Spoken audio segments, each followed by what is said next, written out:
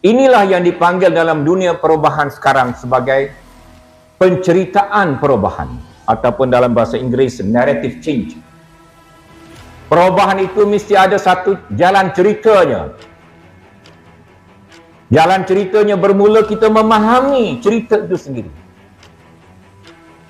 Kita bukan pemimpin kayangan. Kita kena tahu kalau orang tu tak ada air, macam mana kesusahan tak ada air. Kalau orang tu tanahnya telah dirampas dan mereka dihalau daripada rumah datuk nenek moyang mereka, bagaimana perasaan mereka? Bagaimana keadaan itu boleh berlaku? Apa jalan cerita sehingga cerita itu terjadi? Memahami keadaan yang sebenar ini adalah asas kepada penceritaan. Kita nak cerita apa? Cerita yang sebenar tadi, kita fahami jalan ceritanya. Ini ceritanya. Narrative change ini, perubahan hanya melalui jalan cerita yang baru. Tidak ada perubahan kalau kita ambil jalan cerita yang sama. Jalan cerita yang sama, kita bersama, umpamanya dalam Pakatan Harapan, dengan parti-parti yang sekarang ini sudah tidak bersama dengan kita. Parti Bersatu sudah tidak bersama dengan kita. Dan ceritaannya adalah Parti Bersatu telah mengkhianati kita.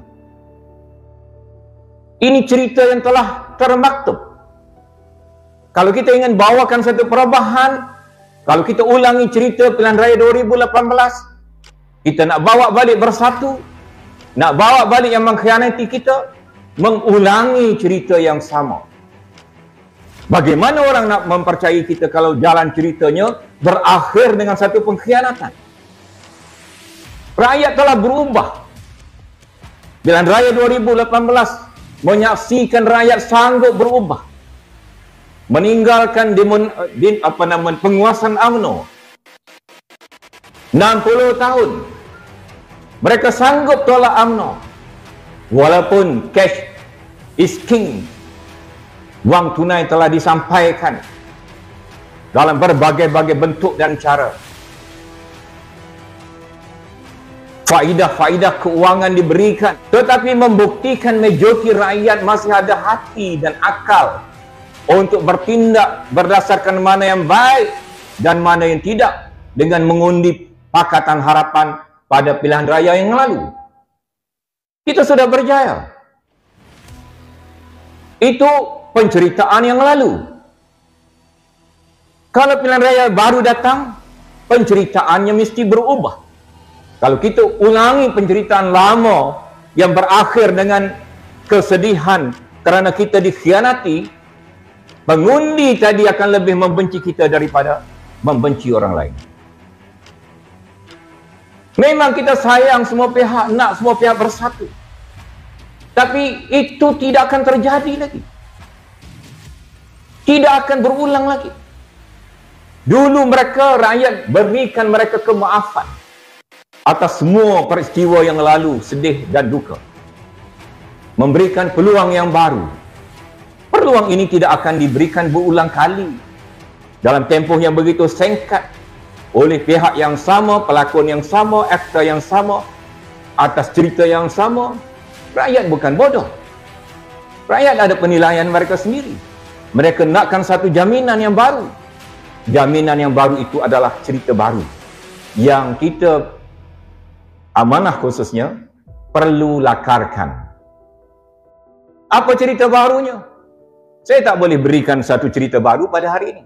Saya hanya memberikan teori bahawa satu cerita baru mesti diciptakan. Ya, satu skrip baru mesti dilukiskan. Satu tindakan baru dan gambaran yang baru. Kalau perlu Pakatan Harapan mengubah namanya pun, ubah. Kerana Pakatan Harapan membawa kenangan yang negatif bagi setengah masyarakat. Antara yang berasa negatif ialah Tok Ngulu kita sendiri. Latih Tok Ngulu tak ada terima gaji. Gaji nak jatuh esok hari baru latih Tok Ngulu. Ini semua naratif sedih. naratif yang tidak produktif. Apatah lagi masyarakat di luar sana. Suka ataupun tidak, bila kerajaan PH dalam keadaan transisi, perubahan rejim, kita panggil rejim change, sepatutnya mendekatkan masyarakat, rakyat, pengundi kepada kita. Kita telah mengambil langkah-langkah atas apa tujuan, atas apa rasionalisasi. Kita potong bantuan pekebun kecil, peladang, petani. Mungkin ada sebabnya, tetapi tindakan ini menyebabkan kita, rakyat, menjauhi kita. Bukan saja menjauhi, sampai sekarang mereka menganggap kerajaan PH tidak peduli, prihatin kepada orang Melayu, orang kampung, orang miskin, orang itu, orang ini. Kalau kita nak senaraikan pandangan negatif masyarakat rakyat kepada PH, dia akan menjadi panjang. Tapi kalau kita tak senaraikan, bermakna kita tak memahami cerita bagaimana kita mula dijauhi oleh rakyat. Kita kena faham cerita. Tadi saya dah cakap, langkah pertama faham cerita dulu. Apa ceritanya kita dijauhi oleh rakyat sehingga kita kalah dalam PRN Melaka Johor, kita kalah dalam PR pilihan raya kecil sebelum daripada itu. Apa ceritanya? Faham, revise, duduk ulang kaji. Saya bukan guru sains politik, tetapi saya orang tua yang sudah merdeka. Saya nak memerdekakan diri saya daripada terkongkong kerana ketausuban kepada parti ataupun apa-apa perkara, sehingga realiti kebenaran tidak dibincangkan dan tidak diatasi, sehingga kita akan menempah kekalahan pada masa akan datang. Semak balik, duduk balik, revise balik. Apa sebab? Orang marah kita, orang benci kita, orang tak percaya kita.